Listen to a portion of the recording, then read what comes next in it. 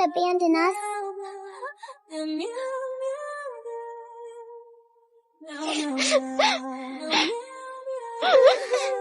Why did he do that? We have nothing to eat.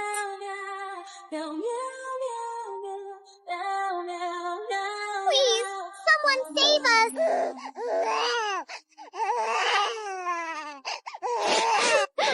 We were once loved like that, too. We have to work to make a living.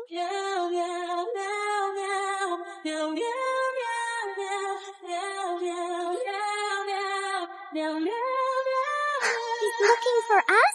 So he hasn't abandoned us.